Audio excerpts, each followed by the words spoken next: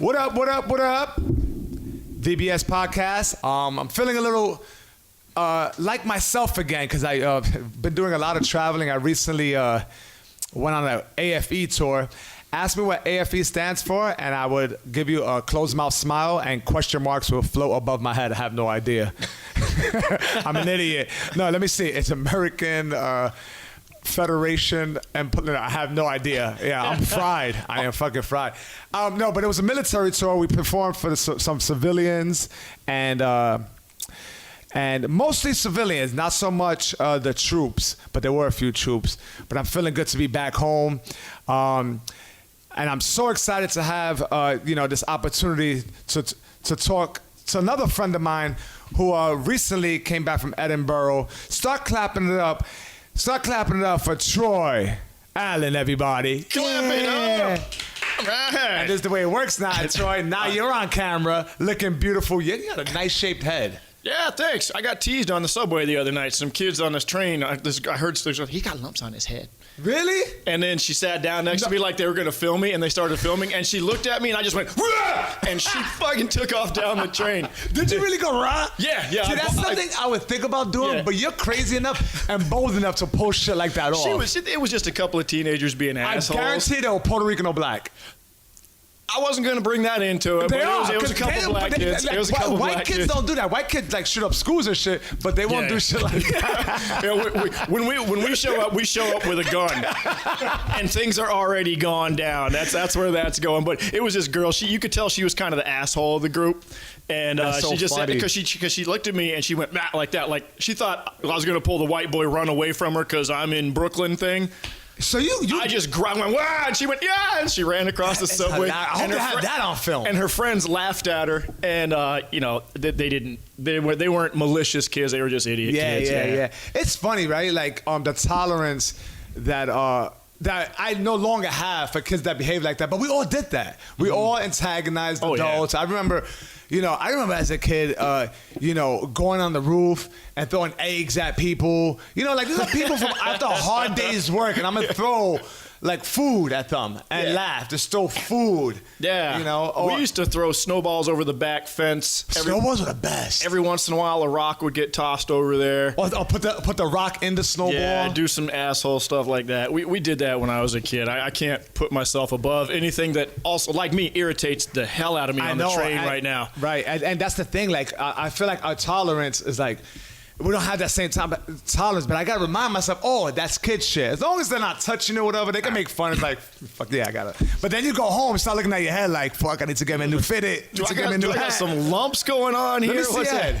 Yeah, I got that little ridge there. I look like an Accutane, baby. Nah, man, I don't really. Yeah.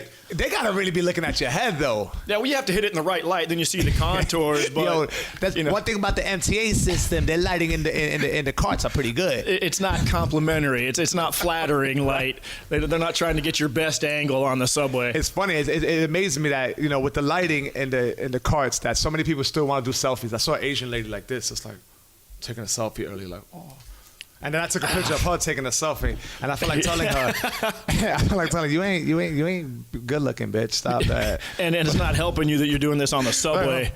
You do that in the back of a limo. You can be ugly in the back of a limo, and that improves the selfie. But if you're hot in the subway, it's like you're just on the subway. I know you look good, but you smell like vomit. That's for real. I'm happy to have you, man. Thanks for having me. It's fun. I got a lot that I want to talk to you about. It's funny. I wanted to do this maybe like a week or two ago, but we were both on the road. I recently, like I stated earlier, introducing the podcast. I just recently got off tour with Mike Gaffney. You know Mike, right? Incredible comic, good dude. Kyle Ocasio and Joel Johnson. We had a good time. It was you four.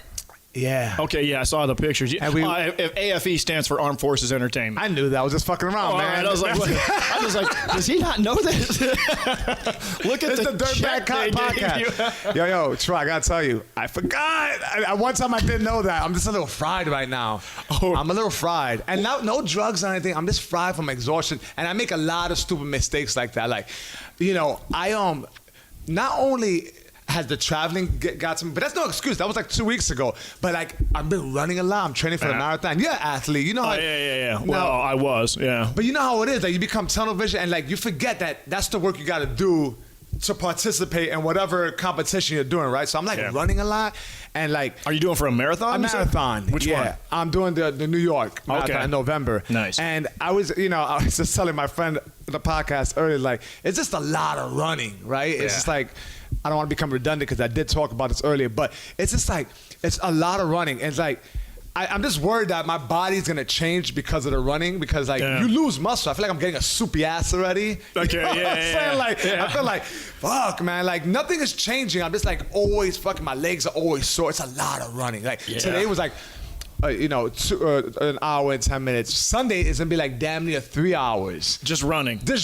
Yeah, man. And I'm running out of music. DMX is starting to get on my nerves. You have to get a book on tape if you're running for 3 hours, just something to focus on. Yeah, because I will never do a marathon. I'm not ashamed of it. I just don't do it because I enjoy running to a certain point. I don't mind how it makes me feel after if I do a 20-minute, maybe a 5-mile run on Thanksgiving for like a turkey trot. I enjoy that kind of recreational running. But beyond that, I don't have the focus for it, and I don't really care. Yeah, you're not really interested in doing it. It's like Mount Everest. I'm never going to try that because people die a lot. Right. And marathoners, like, I used to be a trainer. You're a trainer. Right. You've seen the people coming in for marathons who can't stop running them. Their bodies are disasters a lot. They can't walk smoothly, but they can run for 3 hours. It's like, I would rather be able to walk to my things day to day and feel good. That's so true. I get the compulsion to run the marathon and climb Mount Everest. I just don't. My ego's not wrapped up in it. Right. I'd much rather fight fights I know I could never win on. I'll spend my time getting angry at the news and trying to fight people who don't even know we're got a beef.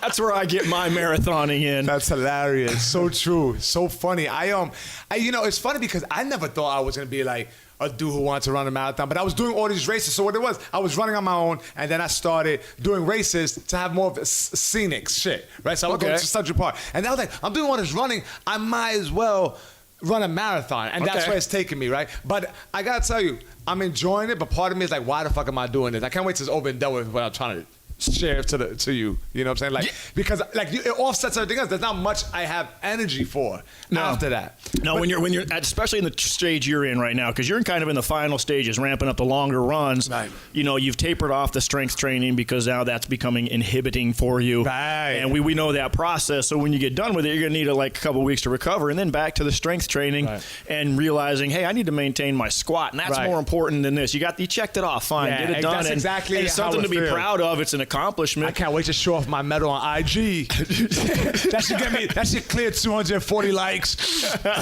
The only run I've ever done longer than a 5 was a 10-miler, the George Washington 10-miler when I lived in D.C. Yeah. And I ran it with a client because that was his goal. And I was like, yeah, I'll go. Is this just a client, someone you were training? A personal training client down there, yeah. And we ran at his pace, and he was a little slower than I was because I had maybe 15 years. You're like rolling your eyes as you're like running ahead of him, like, this fucking guy. No, it wasn't. At a certain point, I was like, I'm glad he's my pace car because I don't want to go with anyone else. That's funny, right? It's like a person you're training and they're in like better shape than you. Like, what the fuck? I couldn't let him win. There was no way. If he'd taken the lead, I'd have been like, all right, I'm going to have to push him down because my client's not beating me here. But right. You're like a justice form. Like, well, you're not really landing on your toes, and we need to fix that. Try skipping on each one. Just dig your toes in. We crossed the finish line. I turned around, and this guy crossed the finish line right behind me. He threw his hands up in victory, and then immediately projectiled purple vomit in a complete circle around him. It was, I don't know what he was training or what he was eating before the meal, but it was backing up purple. from him like, yo, this is a Foot Locker shirt. Chill. Hey, man, check it out. I didn't puke. I'm over here trying to bleed. Don't get your puke in my blood. What would you say? What senses you? Because I know you've been doing stand up for a minute. When you're on the road, you just recently got back from Edinburgh. Yeah, the Edinburgh Fringe Festival. Yeah, that's awesome, man. And you had your one-man show, which I had the opportunity. I'm so happy that me and my wife had the opportunity to check you out when you were running the show at the St. Mark's Theater. And holy shit, was I blown away, not only by the writing, but just by the story itself. So I'm like, super proud of myself. It's like, for being able to like see that snippet of it. And that's the thing, it's like I have to remind myself to always go ahead and do the things I want to do. Like I could easily be like, I'll see Troy the next time he does his show. But it's one of those things I stuck to. You would be in good company. Yeah. But you know what I'm saying? I'm getting those messages, and I see people are like, "Oh man, I saw you were running your show," and I don't jump in with 9 times. Right. I just go, "Yeah, I ran it," right. And the people that showed up, and I appreciate everyone who did. Yeah. And I was surprised when you showed up. I was like, "Oh, Sergio's here." It was nice. such a treat, man, and it was it was bold, it was written well, and it was just like such an original story. I want you to talk about a little bit how you ran it, how you ran the show, and how you brought it to Edinburgh and the experience there. Okay. Well, I was going to try to do Edinburgh last year. Yeah. And I just got to the process too late, and I sent a pitch off, and they're like, "Look, we don't have any venues, and we've got some stories like yours anyway, so okay." So I just put it off, and I went to the informational sessions in December and got a little more of my bearings, talked to some venues after that, and then January I reached out to a place called the Space UK. I'd reached out to a few others. I got nothing back from one, something back from the other with a venue that was too big, like 100-seater. Like, I'm not going to, that's ridiculous. Yeah. And the Space UK had a small place, 40 seats, and a guy called me. We had a good conversation. He was nice to talk to. His name's Charles Pammon, I think. Really nice guy. I met him when I was over in Scotland. He said, "Hey, we got a 40-seater. Here's the deal. If you want to do it, get it done now. We can break the payments up," because I paid for the venue. I didn't do the free fringe. Let me interrupt real quick. Was this your first one-man show? Yeah, absolutely. And the thing is, motherfuckers don't realize, like, stand-up comedy, totally different from a one-man show. The dynamics are different. I basically took stand-up comedy because all jokes are stories condensed. Yeah. They're all stories. We do them into 3 parts. Premise, blah blah blah, punch, whatever. So we've distilled it down and kind of reduced the story to just these elements for the joke. Right. And the joke misses a lot of the story. Right. And that's what these stories are. I just expanded them out. I just pulled them out and said, "All right, here's the real information behind the story." Right. And I had the jokes written, and I'd worked, and some of them worked okay, and some of them were tough to do in a stand-up set. Yeah. For me, and I just said, why not expand and do the stories, and just try to do an entire show about terrible stuff. Right. And that's why I called it Funny Stories About Pain. I started with the physical pain, got into some, deep emotional stuff. And originally I had it, when you saw it, I was doing the material about my dad toward the front end of the show. Right. I originally had that on the back end, and my thinking was, let's just take it a gradual descent into darker and darker episodes. Right. But I found at the end of the show, when you end with that stuff about my dad and those revelations, there's just like, what? Wait. Why did you leave us with that? Why didn't you put this at the beginning and give us some sense of movement away from that event? And I put it at the front for that reason. I thought that was super smart. Thanks. That you started, like, you hit him right over the head with the, what we like to call the 1-2, the bang bang. You know what I'm saying? When people like, I couldn't believe what I was hearing. And if they can get past that, right. With the lighting changes, and that's why I did that with that lighting change right before I go into the story about my dad, is to set it apart from the rest of the show, so you can digest it as its own thing and then move on from that and have a lighter time for the rest of it. Because I still don't make it light and airy. Right. I end the whole thing with a story about calling the suicide hotline. Right. I don't end it like da da da da da. Right. But I couldn't end it on that story with my dad because it just leaves too many questions. And I think the way I've got it, the questions get answered somewhat. Right. And I added a little bit from, since you saw it, about the material with my dad, which I'm being very cryptic about, and at some point we'll have to tell your listeners. Right. They're like, what material? What'd your dad do? One part, he's got Parkinsons. Was Parkinson's hard to do with, or the fact that he was into fucking around with younger children? Yeah, my dad's got the double P's going on. He's got the Parkinsons and the pedophile. There we go, folks. The big reveal, yeah. And I think I may have done the joke at the show. It's a sick joke. I say that Daddy's got Parkinson's and he's a pedophile should give you comfort, because the worst thing he can do now is give a kid shaken baby syndrome, right? It's a horribly dark joke. But, I love it. Hey, that's so fucking this is the thing that I like in comedy. This is what I look for in comics. Yeah. And absolutely. Why not pursue it? Yeah. Yeah. Anytime there's some forbidden shit that that people consider that taboo, when they can flip that shit into a joke, and it's like, damn, even if I don't relate to it in my personal life, if I just they take me there, I'm like laughing at it, I'm like, yo man, I want to do that shit. Yeah. I wish I had a fucked up upbringing like that. If Doug Stanhope can make his mom's suicide funny, I think the rest of us have a pretty high bar. Right. Have you seen that bit that he does? Yes, I have. It's so good, and he doesn't make fun of her at all. He's just like, this is our situation, and he looks for the humanity in it and the absurdity, and he makes fun of that. Right. I think my favorite line in that is when she's she's starting to fade out, and he's like, "Hey, Mom, they found a cure for your cancer." I forgot about and that. He's roasting her ass on the way down. I gotta watch that again. What special was that on? Beer Hall Putsch. Fuck. That is consistent, and I won't argue this, but I'll state my preference, and I think that's one of the best stand-up specials that's been put out in the last 15 years. Yeah, he's a because beast, man. his bit about his mom in that one and Occupy Wall Street were so good for so many reasons. I mean, he's equal parts juvenile and like prophetic at the same time. He's got that mix because the NFL, the thing that he does about the breast cancer at the end, the whole thing about a dick the size of a salamander and fucking a guy on the NFL, you're like, okay, that's Doug, hilarious. Where are you going with this, bro? And where did we start? Right. But you appreciate that in its context, in juxtaposition with the rest of his material, which is just oftentimes so brilliant to me.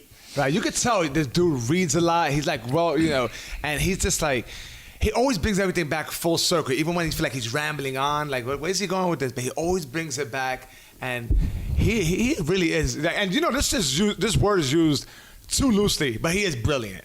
That dude is fucking brilliant. Yeah. It's just like that word is shit a lot. I've not been called brilliant, but I'm just saying, like, I hear it a lot. Oh, he's brilliant. I'm like, I don't hear that one a lot. I'm like, he's terrifying. Okay, well, fair enough. He had one of my favorite bits from him, and I don't recall where I heard it, but he was talking about, he was like, I went back to, did he grow up in Vegas? Oh, he lives in Vegas? He lives in Bisbee, Arizona. He lives in a really small town, like on basically the border with Mexico. So maybe he said, I went to... if it's not Vegas, my bad. Maybe it's Arizona. But he was talking about, I went, I met up with some comics, and it was a benefit show, and me and a bunch of guys get together. It's been a long time, so it's fun hanging out with your comic buddies that you haven't seen in a while. And it's like 6 of us, and we decided to do this show, and it was a benefit show, and me and my old comedy buddies who I worked, the clubs with years ago. We just reunited, and we thought it would be a great idea to get fucked up before the show. Now you gotta understand, it's not like a club. It's like a little, divey scene. And I love those. I thrive in those spots, right? And he said, we're going up, and we thought it'd be a great idea to do cocaine and mushrooms. That's never been a great idea. Yeah, well, in the history of time. I don't know why I'm still talking about myself in a Doug Stanhope voice, but I did that. Yeah. So he proceeds to share this story, like, so when you do cocaine and mushrooms, it's called a mocaine line. And he like chopped it up, and they all sniffed mocaine line. Now, I've done mushrooms, and I've done cocaine. Yeah. I never did them together. That's like a combination I wouldn't even think of. I've done cocaine, but never done mushrooms. I bought some, and then they went to rot in my freezer because I couldn't find anybody to do them. I didn't want to do it alone because I would just be that guy. That's hilarious. And I can tell, like, you're probably, like, pretty healthy. Probably right next to your cilantro, an organic apple that's a little brown, but you refuse to give it up. Your lettuce that's, like, wilting, but you still have it sealed up nicely. Absolutely. 2 months old. It's in there with the rest of my salad makings. But don't put it in the smoothies because that's not a good way to go to work. So he continues the story. He's like, so we go up and we're like bombing one after another, like 15, 20 minutes set, just bombing. And the next day I was hungover. I was like a shell of a man, and it was an awful show, but it was fun because I did it with my buddies. And I get an email. I know this. I know the email you're talking about. Right?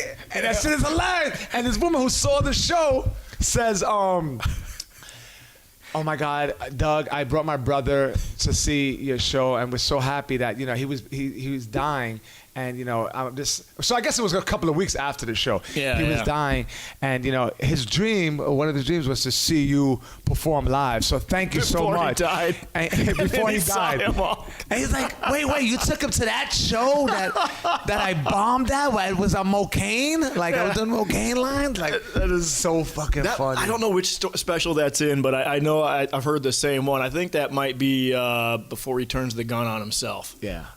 If that's the name of one of his specials. specials. But I've heard that story, and it's so funny because you see the heart in him. He's like, well, you should.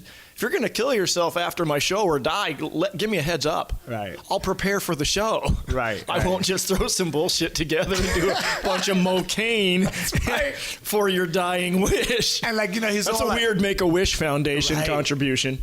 And he was like, oh, come on, and then he kind of makes it about himself, like, I bombed. Oh, why you let him out with that memory? Like, so fucking funny, man. But he gets into the stuff that I want to hear comics talk about. Right. I love it when they're personal. I love it when it's tragedy. I'm always going to be interested in that, and I'll listen to lots of other things, but I want to hear the tragedy, and I want to hear you find that, because I think in that way, comedy can be instructive to the average person.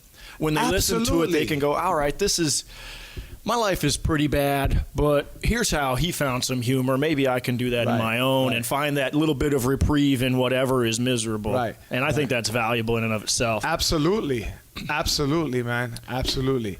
It's funny because like those guys like that inspired me to talk more about that. I remember when I first heard like Doug Stanhope or something, like I felt more comfortable talking about like cocaine on stage or whatever. And I remember that shit wouldn't work. I remember being scared of it, and then I was like, oh, let me talk about the origins of it, like how that was I introduced to like drugs like that. And it was like I remember walking to a kitchen and see my father dealing coke. Like I was like 5 years old. Oh, really? Yeah. And I remember thinking like, that's not some normal shit, right? Like, For you, it is. Right. For you, it's normal. You walked in, it was like, oh, Dad's selling coke in the kitchen. Right. I got homework. Right. And it was like, I wanted to, but it never really translated well on stage, and I've always thought maybe like a one-man show that has a better home for it. I don't know. It could be. I found that. Or maybe it's not that funny. Well, I think there's absolutely the use humor. of cocaine when I talk about it on stage it starts to be a lot more funny. But like, what can I talk about? Like, oh, I wonder what the quality of his cocaine was. Like, was he selling garbage? I don't know. Well, it was just. I just think the contrast to that with the average upbringing. You roll in, your dad's dropping cocaine powder. I would roll in. My dad had peanut butter and honey on one side of the bread, bologna, cheese, mustard, and mayonnaise on the other, and he put them together and ate that sandwich. That's a dirtbag sandwich. I don't know which one is worse. I think I would rather have walked in and caught him cutting up some cocaine and be like, that's not weird, because to this day I still crave that sandwich. I took it. My dad made it. It's got to be a good sandwich. What's wrong with you? Right. Of course it's a good sandwich. It's funny, man. It's on Wonder Bread. So, hi everybody, white trash.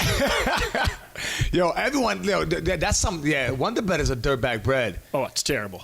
I used to eat Wonder Bread with it's just a donut, mayonnaise on it. Yeah, you can put anything, and so delicious. I remember when I was a kid, we'd go ice fishing in Alaska, dig 6 feet down through the ice on a lake, park the truck right out in the middle of the lake, and we'd make Wonder Bread with bologna, cheese, mustard, mayo, and I'd have a Coke to drink with it. Right now, mouth watering. I can be completely full of food, and I hear that, and I'm like. And it has very little to do with the food. It's more the experience and what I was feeling and the time I was spending and things, the associations with it that, didn't last into my adulthood. But he kind of replaced those memories with some other things, but they're still there, and I still remember those moments. Like, that's why this sandwich is so good. It's the context. That's so funny. Every time I see a rooster, I think of my pops and how good that makes me feel. He used to take me to cockfights. And man, your entire upbringing was a felony. Fuck, straight cockfights. Have you ever been to a cockfight? No. They're dirty, man. But it was quality time with my pops. Yeah, that's the association. Yeah. So I would see a rooster and be like, oh, that reminds me of Florida. That reminds me of my father being happy, holding some money, holding a pillowcase bag with a rooster, fighting rooster in there, and they treated these roosters very well. They would have a net window so the rooster could peek out, right? And they would hang it on a hook in the car, right? We would go to the cockfight. You kind of can't let it run free, right? It's trained to fight. Hold my cock, like when we drive to this fucking ring. Hold my angry cock.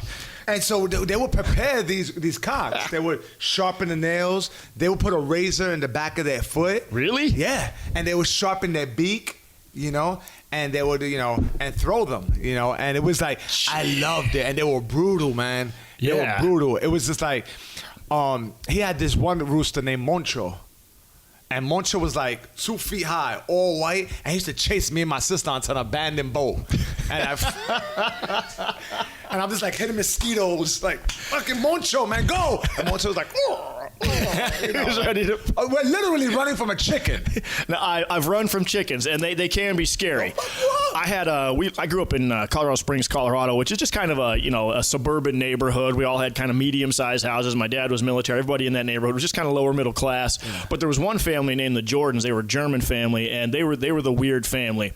They were the weird family. Until I found out we were the weird family, they were the weird family. But they're still the weird family because their fights were epic. There were sometimes when they would start. His mom was just, and she would start screaming, and we would put lawn chairs in the front yard and that was just entertainment. And listen to Mrs. Jordan yell at it, because eventually his older brothers, who were all these jack German dudes, would come running out of the house and go across the street and just go disappear with their friends because his mom would just lose it. That's crazy. But they had chickens. I picture her. Was she barefoot?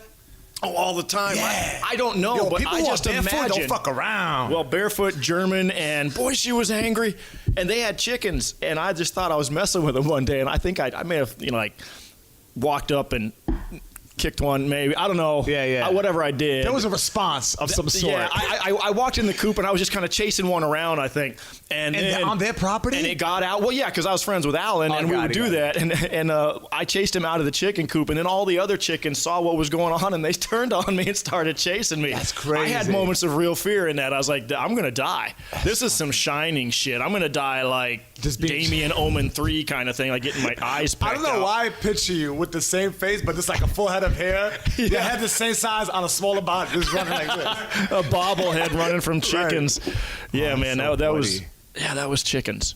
Oh man, that is hilarious. But I don't blame them, because you're fucking with their family. Well, yeah, somebody comes in the apartment right now and we know that eats humans every night for dinner. I think we're probably going to team up and chase that fucker out of the room. Right. That's fine. So you say you grew up in Colorado? Yeah, Colorado Springs, Colorado. And that's where you spend most of your entire life? Well, not my entire life. We moved there when I was 8. Okay. My dad was in the Army. We got he got stationed down there and in Fort Carson, and that was 1978, and we moved there then. And I moved away in 1991. Okay. I think. No, 1999. And what was the first place you moved to? The first place I moved, I moved to Denver when I was 21, but then Denver's a dope city, right? Denver is a great city. There's a great comedy scene. If you haven't been out there, you should go out there. But they've got a really good comedy scene, good culture scene, good weather, good food. Everything about Denver is a nice place. I tell people in New York who've never been out of New York, you live a change of the seasons there, you might never come back here. Yeah. You're going to miss it, and you're going to visit, but you might never move back here to live, because the quality of living for the level of income is so much higher than you can imagine. Yeah, I know a couple of people who moved out there, and they love it. Yeah, it's great, but it's home for me, and I don't want to live there anymore. Right. Because I've been there, even though I love it. I may be going back for a month at the end of the year, because my mom's not in great health, and her husband just damn near died a week ago of this weird blood infection. That's annoying. It's like, God, it's not gonna be a summer now. You got to go out there. If you're just gonna do it, man. Blood disease. That sounds complicated. Like, how do you get a disease in your blood? You idiot. And I might have to go back and just kind of spend a month with her, just to kind of help out, because he does a lot for her. So I may have to go back there, but I'll be in Fort Collins. So yeah. But yeah, Colorado Springs is where I grew up. It's just a military town where I grew up. It's there's NASA in the mountains. There's the Air Force Academy, Peterson Air Force Base, and then Fort Carson. The Air Force is like held in high regards as far as the military is concerned. Like that's the information I gathered when I went on this tour. Yeah, it's there's this kind of. They think they're better than the Army. Well, they're treated better. Well, they have shorter basic training, so they shouldn't talk too much. Okay. Because they're not the elite athletes in the world. No, I couldn't get in. Why? I got in too much trouble when I was a kid. Oh, yeah? Yeah, I got arrested enough that I couldn't even get in the Marines. Wow. I couldn't get in the Marines after a full colonel signed off on a waiver for me because he met me. He's, you were just a kid reacting to a bad situation. Yeah. But I got in a lot of trouble with the law. And did you want to go to the military? It was like something that was pushed on by your parents. It wasn't really pushed. It was encouraged, but I was headed, exactly nowhere. After high school, I didn't have any direction, and I thought maybe this would give me direction, give me some money money for school. Yeah. And it just never worked out. I'm glad you're not in the military. You weren't in the military because you're like you're far more interesting than any other motherfucker in the military. What happens is you're stripped to bare bone, and then you build up, and they're like robots, man. When I went out there, listen, there was a lot of cool motherfuckers, but I felt like they was like, "Hi, nice to meet you." And the only thing they had to talk about, I was stationed out in Mississippi, and then when I was after Mississippi, I went to Florida, and then I went to Texas, and I'm being Greenland for 2 years, and it really gets cold out here. Okay, that's what they got to say. What it and like they're like completely reduced to like always working their job. Like they just know their job inside out. I'm not saying all of them are like that, but I felt like a lot of them were just like kind of robotic like that. Well, and that's what you want in the military, right? Yeah. You know, you don't want want free thinkers. You don't want somebody going, "Nah, I'm not down with that," because then they don't fight the wars that you're sending them to on the lies that you told them that they just have to believe as a matter of course. Right. That's kind of why I think that's value. You know, in a combat situation, there's value in that. You can't have somebody going, well, why don't we discuss our feelings? Right. No, there's bullets coming. We got to do some stuff. But my dad was not like that. My dad was, part of the Army that was kind of lackadaisical. He was a combat engineer, which just means he was a mechanic. He built bridges and did stuff like that, whatever they needed. Yeah. He went into the military when he was 16 or 17. He was just on the edge, as young as you could be to go in, to get away from a shitty family life in Pennsylvania. Right. And that was what it was for him. It was a way out of the farm life in Pottstown, Pennsylvania. Right. And, in a lot of ways, it was good for him. Yeah. Minus Vietnam, Agent Orange, and Parkinsons. That's where he's got the Parkinsons about from. Vietnam? He was 2 tours in Vietnam. Oh, wow. Yeah, he did 2, and he got exposed to Agent Orange, and he's got 125% disability, I think, from Agent Orange. What's Agent Orange exactly? I don't even know. Yeah. I just know that it was some sort of maybe nerve gas or something they were testing, and they were testing it on troops, unbeknownst to the troops, in areas where there were American troops. And now my dad was in a particular area. He went to the VA hospital. They said, yeah, you got the disability. Wow. Because that's where the Parkinsons is. That's what the Parkinsons is linked to. Right. So thank you for your service. Wow. Welcome back. If being spit on when you came back into the country wasn't enough, here's some Parkinson's for you 30 years down the road. Wow. And he called me. He said, because there was some there's a theory or some support for the idea that there's lingering effects in offspring. And he called me one day, and my dad likes to be cryptic. He just loves to give you the vagaries. He would leave the house sometimes on a trip to go, work, and sit me down and go, if I don't come back, I need you to go to the trailer and go through all of the papers in the trailer because there's some very important paperwork in there. And it would leave me with this sense of like, what? What's happening? And nothing was ever happening. He's got this thing in him where if he's out of your mind, if you're not thinking about him, he's freaked out. Right. So he'll do something like that to create this mystique, like, he's going on black ops or he's doing secret missions for the government. Dude, he was going to the bowling alley. And that was probably it most of the time. How did I get on that? I hadn't thought about that in a long time. That's funny though. Like it's fun. Like that. That's where you probably communicate. Oh no! The cryptic phone call. He called me one day. I was living in D.C. I was working in investment analysis. I was a consultant at the time, and he goes, "Just wanted to call and see if you've got any health problems." That's how you're opening this. Dad, you got nothing else? Do you have any? What do you mean? Do I have any health problems? Now I don't know. I'm kind of freaked out. Do you have any curvature in your spine, anything like that? I don't think so. What? Oh, I may have been exposed to Agent Orange in Vietnam. You don't drop that bomb like that. Yeah. He just loved to create the mystery when there wasn't any. Just tell me you were exposed. That sucks. Now you've got Parkinson's as a result of it, and I could have some health problems, but there could be some money out there for me. All right, I'll go get checked out. Yeah, there's some money. What the hell, man? If there's money in it. I never did. I never did go get checked out. I probably should. Fuck it, man. Let's do it this afternoon. If there's money, I'll go to the VA hospital. Hey, am I a Parkinson's? Am I an Agent Orange baby? That'd be amazing. I mean, maybe. I never knew what that was, but like you sharing that, kind of like I do remember hearing about that. Yeah. My father was in Vietnam as well, and he volunteered for that shit. Yeah. Like, so did mine. Oh, did he? He wasn't drafted? No, he went in. He went in right before he went in to go to Korea. Okay. And then he went to Korea, came back, and he had one tour in Vietnam, and then he volunteered for the second one.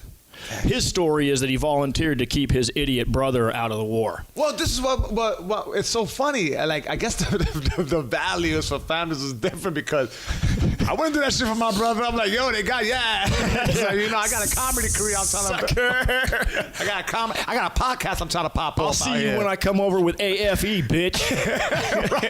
And don't heckle me.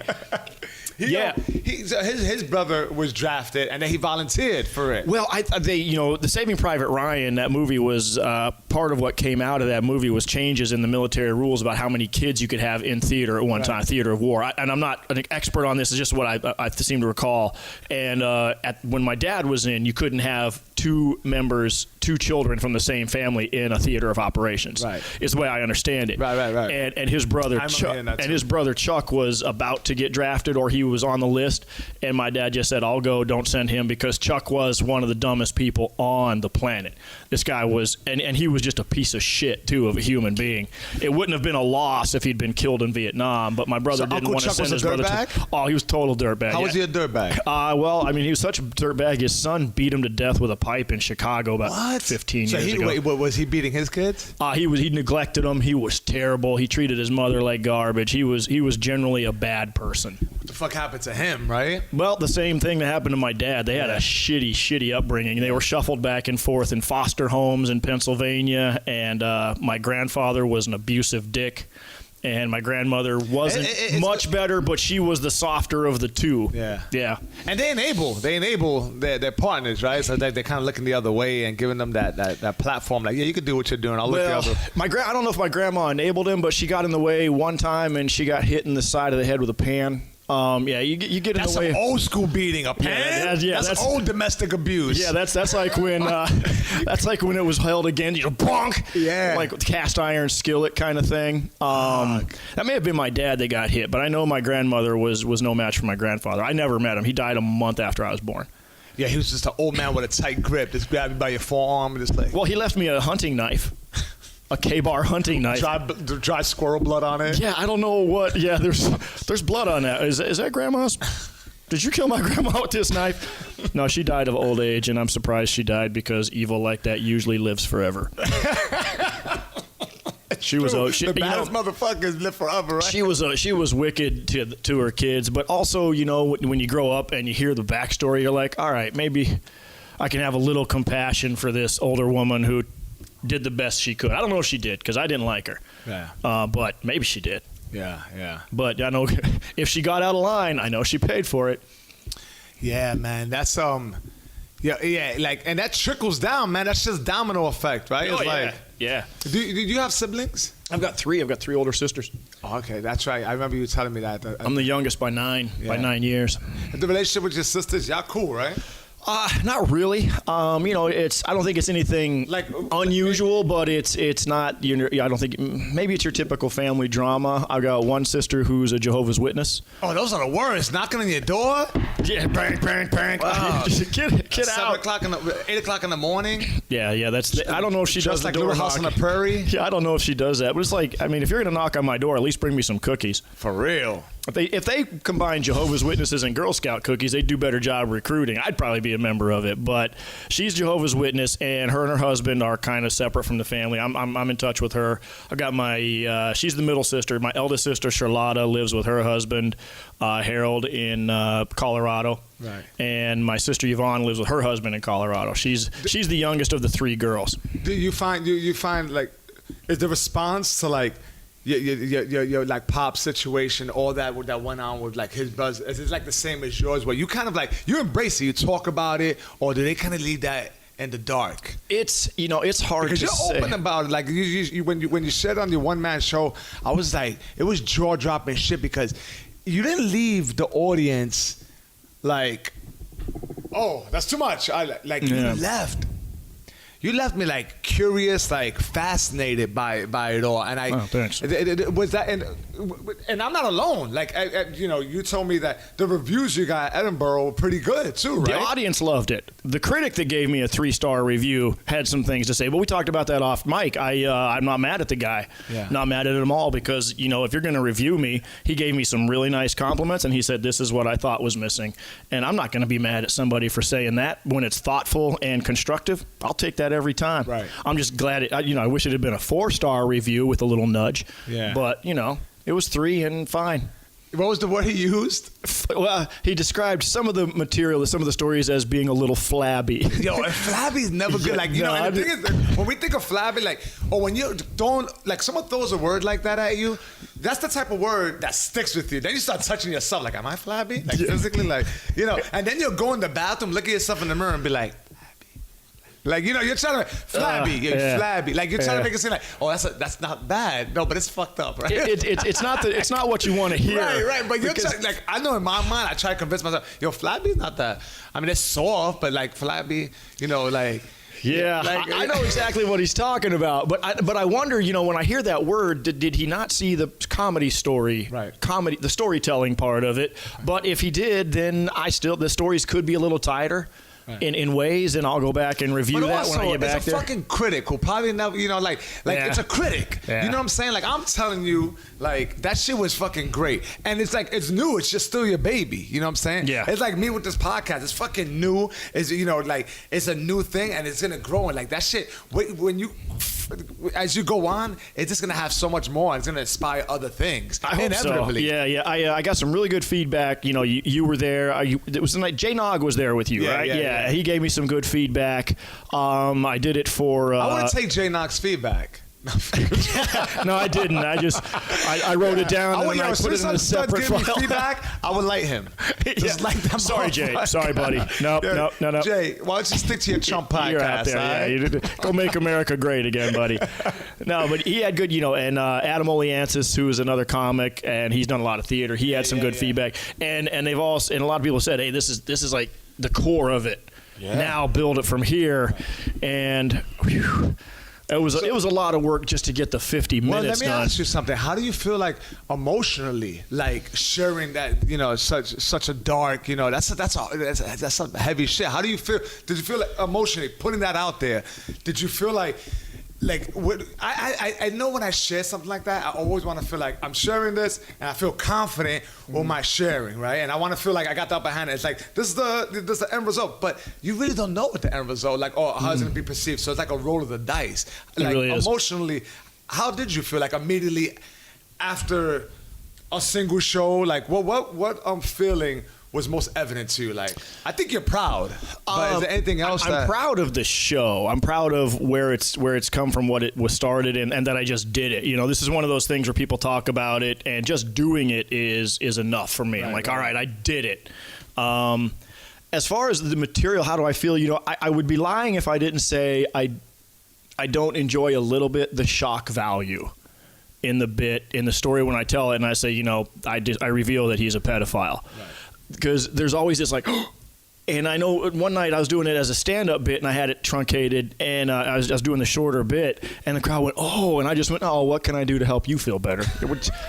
I'm sorry, did that negatively impact your day? For real? Did that make you feel sad? For real? Aw, well, I live it. So maybe don't feel sad, just listen to my story. Right. And they laughed about that because I think they recognize, don't be triggered by the word, listen to the story. Right. Yeah, the word carries a lot with it, and there's a lot of suffering that goes behind that word and that I don't get into in the stories because you don't come back from that in a comedy storytelling show. If I wanted to do something at the Moth, maybe I'd do something like that. But so I do kind of enjoy the jolt.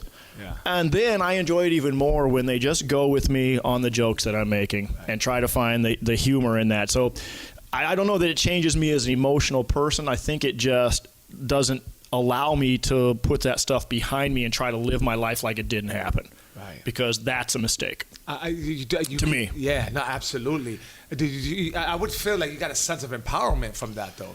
A little bit. Well, it feels like you've got in control of it, and I can't say at all that I'm emotionally in control because I'm not that guy. But at least I can look at it objectively and try to find some humor in it. Because there's most of the dynamics of what happened are just entirely negative, and you don't want to talk about them. Yeah, that's what the couch is for. I want to bring the distilled funny part of it and perspective to the stage. And that's what I think you did a great job with. I think you did a great job with like sharing it, but it doesn't come across like, it doesn't come across like you're just a guy talking to a therapist at all. It's funny, it's captivating, and it's super interesting. And I love the fact that you talk about how it's like you're telling the story about your pops, but then it's like.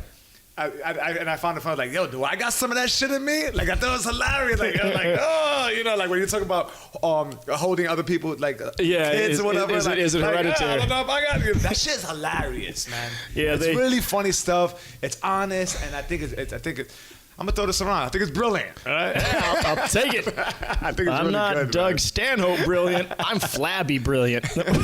No, I appreciate that, and you gave me a lot of confidence. That show with you and Jay, and then when I did it for Kyle, and Kyle told me that she enjoyed it. She was like, "Oh my god!" So we were on the road. Yeah. I did the AFE tour. I'm not sure if you heard about that. American Armed Forces Entertainment, right? It's the All Fucked Entertainment Network. I don't know what's happening. Which, by the way, when you do these military tours, like everyone's like, "Congratulations, Sergio, you really." And I'm like, it's not for all that. It's great. It's a lot of fun. But I'll tell you, I think people have the idea that you're gonna perform in front of like troops, fully uniformed to the T. And they're like, they just white gloves and everything. Yeah, some crazy, no, these motherfuckers are like, a lot of them are civilians. They're chilling at a bar, and they're just like dying for any form of entertainment. If I would have came out there juggling, they'd be like, woo! Yeah. Well, and you're doing entertainment for people who in some countries don't have access to porn or alcohol, so you're the only thing they can jerk off to, and it's not sexual, but they're like, okay, this is something. God give us something. I want to, we've talked about maybe I'm going to do one of those. Kyle. Yeah. I would like to do that just for, I'm not a warmonger. I don't support most of the wars we're fighting, but I do support the people that are in them because they're getting a paycheck. This is the people doing their damn jobs. In most cases, they don't have an ideological horse in the race. They're just like, this is what I get paid to do. I'm here. They sent me. I'm doing it. Exactly. And I just want to bring them a little reprieve and relate to some people because, quite honestly, I get along with that. That's how I grew up. I grew up around those people, so I understand. I at least relate to them, if not understand them. Yeah. It was dope, man. We had a stop in the Bahamas, then we went to Honduras, and then we went to Greenland. It was so funny. Whoever planned that did not know the globe. Yeah, it was dirtbag traveling. However, we had a stop in Puerto Rico that was canceled because of the protests. I'm not sure, whatever. Like we could have stood. I thought we could have stood. Are you Puerto Rican? I'm Puerto Rican. Okay, yeah. So I wanted to go out there and visit my mom. You know what I'm saying? Like I was like, they get together. Yeah. Is your mom out there? She bought a place out there. Oh, okay. My mother took full advantage of her became a rear. You know what I'm saying? You can buy a house out there for $200. She went out there and did some bottom fishing in the real estate market. Hey man, capitalism. Where's your dad at? My pops passed away years ago. Oh really? I'm sorry. Yeah, he's right behind. Oh shit! Yo, Mike, he's right behind you. Is he in that urn? Grab that urn. Is he in that urn? Yeah. Don't do it with one hand. Don't get fancy. Show my pops some respect. Sorry, Dad. He's heavy, right? Oh god. Yeah. This is how much a dead man's ashes weigh? Yeah. Man, look, this is a kettlebell. Yo, this should be yo. There's a good business idea. Make kettlebells out of your loved ones. Yo, that's my junior. That's my kid. That's my granddad. But I'm not ready. Granddad's an advanced kettlebell. We got to start with junior. Feel that, man. That's got to be 25 pounds, dude. When they delivered this to my mom back in like 1990. I gotta dust my pops off. You got a napkin in here? Yeah, I got half a croissant. Like an inch of dust. It looks like the Clorox in the bodega. This is about to be a sitcom scene. He's gonna open that top. It's gonna cloud up, and we're all gonna go on some weird mushroom trip because his dad was on cocaine the whole time. I don't know if my dad messed with mushrooms, but definitely the blizzy. He liked the blizzy. But look at that inch of dust. It looks like, you ever go to the bodega, they don't like dust the shelf. This belongs in the bodega. Yeah, well, and a cat sitting on it looking at you like, what? Right. This is ashes. I shit in here. I hope this guy doesn't mind. It looks like cat litter, by the way. Really? You want to see it? Yeah, I want to see it. All right, cool. All right. This is a first. Yeah, we're gonna take. This is how every weird movie starts. All right. So look, people. Okay, by the way, when people look at you, when they think of ashes, people think it's like Newport ashes. Yeah, that's what I'm thinking. Ashes. Nah. Act right. No, this does not look like this is kiddie. Look, I like that he puts on his glasses. He hasn't been this excited the whole podcast until I whipped out some bones. So it looks, are there bones in there? That's exactly what it is. Check it out. Oh, that just looks like plaster. Yeah, it looks like somebody broke down plaster. This shit was done in Atlanta. Your dad was a wall. Yeah. Yo, they probably say that he's probably like in a potter's field, and they're like, just give him the sheetrock dust and some plaster. Yeah, your dad's remains aren't anywhere near that. No, his gold tooth is right there. Look. How much gold? How much gold? Though? There's a gold tooth with a Playboy bunny on it. Is there really? That'd be amazing. Did he have gold teeth? Let's take through this shit. All right, because we could make some jewelry. It's so crazy. You want me to put it back up there? Or are you gonna leave it here. He'll hang out with us for a bit. There's three people on this podcast right now. We need a Ouija board. So when they delivered this, he was he passed away in Florida, and then we got him cremated. I believe. What's the state right above? Is that Georgia? Yeah. So he was cremated in Georgia, and then he was shipped over to New York via God. FedEx. Right. So the mailman comes to our apartment, the projects in Baruch, and he's like, Evelyn Sepulveda, that's my mother's name. She's like, yes. He's like, I got a package. It's pretty heavy. She's like, yeah, you're carrying my husband. She couldn't even let him. Yeah. She couldn't just let him have a decent day. She had to let him know like, that. Oh, sorry. And I thought, thank you. And we had him. This is dirtbag shit. I had him like in a Nike shoe box for like 10 years. We didn't get an urn. I didn't know how to get an urn. Like, you couldn't Google it. So he was like in a Nike shoe box. That's awesome. But I love Nike. So it's like, what I'm saying. Well, that's not. Did your dad wear tennis shoes? Did he like shoes? Yo, I don't know. Was he a sneakerhead? He might have been barefoot. That was before sneakerheads were really a thing. Yeah. Because I know like you and I know Giannis Pappas is into shoes. Yeah, Giannis Pappas. I don't know him all that well, but it seems like every time I see him, he's looking at shoes on his phone. Full name. That was weird. Giannis Pappas. Gianni Papa. Yeah, he loves his sneakers. Yeah, I have one pair of shoes, and I wear them into the ground. And you look like you have a pair of shoes that you don't untie the laces. Like, you just leave them on and just fucking... Oh, no, I'm not that old yet. I'm not that Mr. Rogers. Like bitching and like, motherfucker! Like, that I do with my Timberlands. Son of a bitch, I'm buying some slippers. Yo, you're like one though. Like, I love when you get angry because you're still funny. Like, every time you get angry, you're still funny, and that's like fucking great. Mike Gaffney is a lot like that. Yeah. Like we went on this plane when we were on tour. I did the AFE tour, right? The AFE. We'll figure out the acronym after the podcast. And we on this small ass plane, single engine, propeller, that type of shit. Oh yeah. And he goes like this. He looks at me. He goes, right before we go on, he goes, "We're getting on this fucking plane. One engine, one propeller, to tell jokes." He said, "We're doing this for fucking jokes." And he's like, got sweat and beads. And he's like, "We're doing this for fucking jokes. We could be anywhere in the world, but we put ourselves in this position to tell jokes." And then he tries to go on the plane, hits his head. Like, he's too fat to put on the seatbelt. He's like, "Ugh." But he was funny. Like, it was like, that was his nervousness. And it was like fucking gold. I was cracking up so much. Had you been on a plane that small before? No, that was my first time. Dude, I was on one for when I was working in a different life a long time ago, and you could see the flight attendant the whole time. There was just one single row of seats on both sides. I asked for a Coke. I kid you not. She just grabbed one and threw it back. Oh my God. She just took it out of a cooler. She's like, "Do you mind?" I said, "Nope." She went, boop. That's I hilarious. caught it, and I was terrified. Yeah, I can't make fun. I'm laughing because I relate to Mike's fear because I hate flying, period. Yeah. And on that thing, so what do you like? Just sedate me. Get me out of here. If you're going on the road and shit, you're just usually driving, or if you gotta take a flight, will you pop like a Zanny? No, it's the like dread. Hair out you're like, I got a lot of open hair. I think you're picking your dad out of your mouth. And in my family, it wouldn't have been the first time. Whoa! What happened there? Disgusting joke. Edit that. Somebody take that out. No, it all stays That's there. staying in. Yeah, that's. You're gonna talk to me after the show. Hey, Serge, can we remove that? My lower jaw's gonna pop out of that. No, we keep everything. Hey, it's just going down. I was gonna text you. No, we keep everything. I mean, you can Venmo me and we can see what we can do. But This is raw. This is raw. We're doing real shit here. It's all guerrilla stuff. My guy Chris, the producer, and Mike, the comic, is.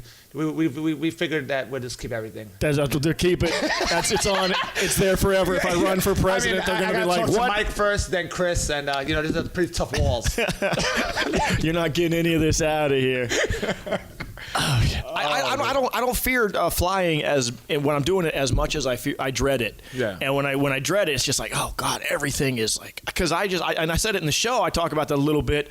I just have these premonitions. I start seeing myself, and there's no reason. Yeah. Richie Valens was afraid of flying, and that killed him. That name came up so many fucking times. Yeah, well, I referred to Mike as the Big Bopper in that particular plane. That's gonna be if it goes down. I don't know who Kyle is because there were no female rock stars on that plane. I don't think. Right. So funny. Yeah, I was talking to Kyle about it. She was telling me about Mike, and I was laughing, but only laughing because I'm compassionate with it. I understand it entirely. Yeah. You hit the slightest turbulence. I came out of Vegas one. Have you been to Vegas? Yeah. Have you come out of there? That sharp, like steep turn. It seems like they take out of the airport. I don't recall that. I was hungover. I was hungover, and I was sitting in the chair. I was sitting in my seat, and I wasn't feeling good. I hadn't been to sleep in roughly 48 hours, and the plane takes off, and I sit back when the plane takes off anyway, just to kind of relax, close my eyes, because that freaks me out a little bit. And it took this sharp. It just felt like we were doing a loop-de-loop, and we banked hard, and we hit some turbulence, and I went, oh God. And it was loud enough that I heard a voice next to me in the seat and went, it's going to be okay. And I opened my eyes to look in the face of about a 10-year-old girl who was looking up at me like, sir, are you? And she was such a compassionate. She was like, oh, are you? She was worried about my safety. And I was like, hilarious. That's cute. But God, could I feel less like a man right now? Could I feel even smaller? Yeah, like, you were scared of death. I was terrified. And she was like, you're a pussy. I hope she didn't think that.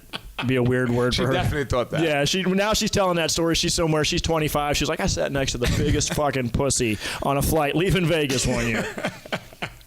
Yeah, you walked down the aisle. She was like, that bitch, motherfucker. Bitch ass. Yeah, just like fucked around with her iPad. They didn't have them then. This was, I don't know when this was. I think my buddy Trey. Stop acting like this story of fear that happened last week. You're still scared. Yeah, well, I still. We're always trying to throw a couple of years. Oh, this is a long time ago. Trying to put some distance in there. I actually fly planes. I am a pilot. I stand on the top of the wing and I guide them. Yeah, no, I don't want to be on planes, but I do enjoy being other places so quickly. That's what's cool. I mean, I went to Scotland. I didn't have a direct flight, but you get on a plane 6 hours later, you're in a part of the country How long were you out there? I got in town July 31st, and I left August 12th. All right.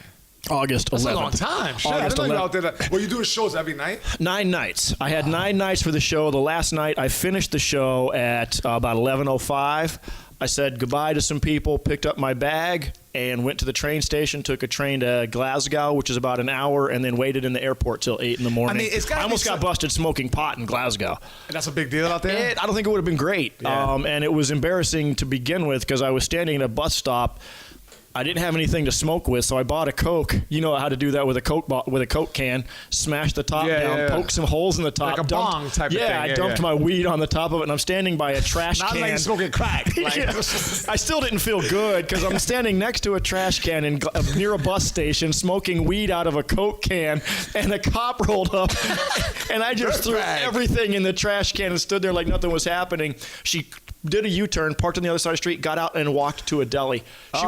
She wasn't even there for me. I was just like, I'm going to jail in Glasgow. This is not the way I want this to end. You're just behaving in Glasgow like you were behaving on that plane next to the 10-year-old girl, just full of fear, just and being not cool, giant man. ass. I'm not good. I cannot get away. Some people are stone faced. They've got a good poker face. Yeah. I have a conscience, and if I tried to sneak weed through the airport, the security would be like, that guy back there, 32 deep, get him and pull him up here because he's doing something wrong. I can't do that stuff and like, oh, nothing's happening. Yeah. I would never have been a good like serial killer who gives the cops, a good runaround. It's strange because you look like one, which is odd. Well, it's the white and the bald. We have a uniform, but I just got to be better about it these days. You have to be slick. Are you watching Mindhunter? Have you seen that show at all? No, what is that? It's all about how they develop the FBI unit that tracks serial killers, how they develop the science and the methodology of finding serial killers. Yeah, it's really fascinating. Yeah, it's depressing as shit, but it's really fascinating. Man, when I was younger, I would read up on serial killers because they fucking would fascinate me. I think my mom got a little bit like worried because I had like the bios. Like I read Jeffrey Dahmer's That would be story. something I'd be worried about. Yeah, my kid but I doing. wasn't like I never thought it was cool, but I was just fucking fascinated by that shit. Yeah. Then when the show Dexter came out, it kind of satisfied me in a very watered down way. It satisfied you. That's the most terrifying thing I've heard you say. That show satisfies me. We're going to end this show right now, guys. Let's edit that. We're going to edit now. Yeah, get that out of here.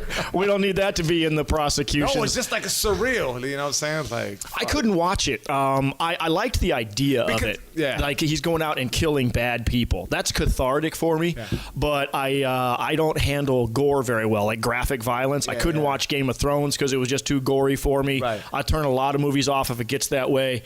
I don't mind the implication of violence. I just don't want to see it carried out. It just grosses me out. Yeah, and Dexter was very graphic that way. It was like, wow. Yeah.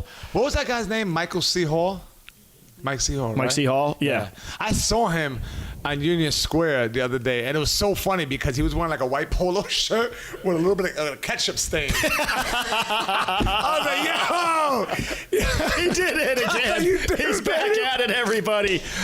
He killed somebody. He killed that fucking hot dog. Oh, man. I knew this would be a good time, Troy. I really appreciate your time. My pleasure. Thanks for having me, man. I want to know... before we go, was it any plans for the show to resurface in New York? I think so. I'm going to work with some people because I want to take it. The parts that I liked about it were that it was a little more theatrical, and I would like to find some people to work with to build it up from where I've got it. Because I've got another story that I could throw in there about anger because the anger is a key issue for me, and I want to explore that more. And it's some people are angry, but it's different. I think the way I feel I'm outraged about things. Okay, that's one thing. I'm angry on a core level. I'm angry at my core, and it's like, it's so there. What do we do? I like you say how I include myself. What do we do? What do you do to like mellow out? Because I know you train, but you also you're. Are you a cyclist or like it's more like stationary bike? What's the difference? I teach spin, but when my bike's running, I'll pilot around. But since I've been in New York, I haven't done much because I live on a third floor and it's kind of a pain in the ass to get your bike out of the apartment and down. And then I let my bike sit for 3 years, and now I got to get it redone. And then it gets like an inch of dust, like my dad's. Yeah, it's starting to look like your dad's urn. So I don't do much. Yoga is a little bit, but quite honestly, anger it's a dynamic thing that. I don't know how to. Working out though keeps it at bay. It helps to keep the energy at bay. Yoga really helps the breathing because a lot of this stuff, anger just gets into your body and permeates it, and it's not doing me any favors. It's affecting my health, affecting my career. It's not good. It's like at a crisis point for me now. I got to figure out a way to deal with it, and a lot of times it's a decision. And I don't know why we don't treat anger like a chemical dependency, because you get a jolt of energy when you're angry. It's a motivator. It'll get you off the starting line, and then when you get addicted to that and you spend so much time fighting, you don't know when it's time to stop fighting anymore. Right. And that's the part where I'm at. I'm like, I'm swinging at like bed sheets hanging from a line right now. There's nothing back there. I'm just fighting everything. Interesting. And it's not healthy. So I do the yoga, which I talk about. But you're aware of that. Then that's a step in the right direction. There's people who are fucking angry, and it's like, I'm not angry, the smartest fuck that. And they don't think they're angry. They're like, but because I talk about it in the show, but anger is rational a lot. At the core of it, there's a rational reason why they're angry. It's just the behavior that it manifests is not good for you at all, because it's kryptonite to otherwise intelligent people. Yeah. When you're angry, you are not intelligent. Yeah. The reason you're angry might be right, but when you're angry, you're an idiot. Yeah. And I don't care who it is. People look silly, right? They feel like an angry face. Like, that's a silly face. Yeah. Glasses get all foggy and fucking vain. And you just do random shit, and it causes destruction. I must be good company because I've seen you like go off like on a little rant, but it's always been fun. But I never think I've seen you angry. Do you get like angry like at shows and shit? Not very often. I can get at a show. I cannot. I don't do. Did you get angry at Edinburgh? Yeah, I did. I got really angry. I was a psychopath because I couldn't get weed there. and you smell it fucking everywhere. Oh my God. But nobody has it because you're an outsider. And then when I finally, they weren't trying to fuck with you. Well, yeah, and I don't disagree with that. It's not stupid. But then when I finally got weed, it was a spliff, which, if you don't know what that is, it's basically weed with a cigarette. Yeah. And that is not the same thing. And I forgot to ask for it pure. I knew that from being in Amsterdam, that if you don't ask for it pure, you're getting a cigarette with some weed sprinkled in it. And like you're just not being satisfied. It's like, well, and I use it just to go to sleep. Yeah. And I didn't sleep for 2 now you got a nights. sore throat. Yeah, you're just like, and you're nauseous. And I didn't sleep for 2 nights, and I have insomnia, and that weed takes care of that. But when I didn't have it, the second night I didn't sleep, I was just on Facebook. I will murder your family. You fucking right-wing nutbag piece of shit. I hope the next school shooter takes out your kids, and then I hope after he's done shooting them, he fucks them. Yeah, I was an insane person, and that's where it goes. You just lose it, and you're just completely enraptured by anger, and there's no talking to me at that point. Oh my you just have to let it run its course and be like, he's going to be asleep in 30 minutes. I'm gonna have to go on your Facebook today with some popcorn. I went back the next day. I was like, good damn. Yo, 'cause I got a nice computer. I can just touch the screen and you just sling it like that. With butterfingers. I got up the next morning and I was like, delete. I went into my history. I was like, you can't say that. That's going to get you banned. Oh, God, I hope they didn't read that. Let me get out of here. I can just picture you in front of your computer, like the blue screen against your face or something. You look like maybe you drink tea. You're like, oh, yeah, chamomile tea at night with a little vanilla soy in it. It's delicious. That helps me sleep, too. You're the man. I really appreciate your Thanks time. for having me. I appreciate it, man. Thanks for coming 2 hours late. Yeah. Much love to you, man. And I would like to point out that I'm the only white guy here, and I showed up 2 hours late. Yeah, well, I'm breaking down racial barriers is what I'm doing. For real. That's hilarious. Well, I appreciate you coming out. Plug in the Instagram or Facebook. I have a feeling your Facebook will be a lot more entertaining. Yeah, Facebook is Troy Allen, ALAN. Instagram is Troy Allen Comic on Instagram. And I'm not on Twitter because I said some things to the president that you're not allowed to say. I'm going to check that shit out right after this. Thank you, man. I appreciate your time. Pleasure, we brother. out. Thank you.